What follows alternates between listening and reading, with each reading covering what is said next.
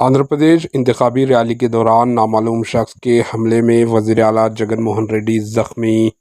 Election मुहिम के दौरान आज आंध्र प्रदेश के chief minister YS Jagan Mohan Reddy पर पत्थर से हमला किया गया।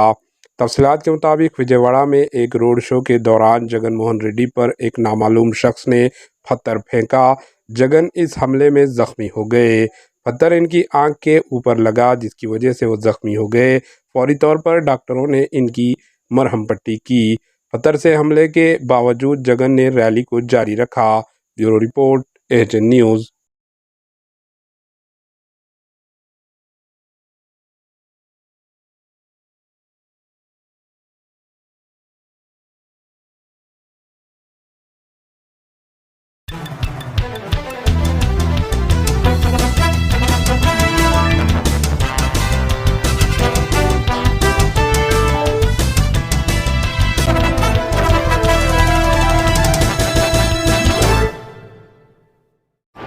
एएचएन न्यूज़ को लाइक करें, शेयर करें और सब्सक्राइब करना ना भूलें।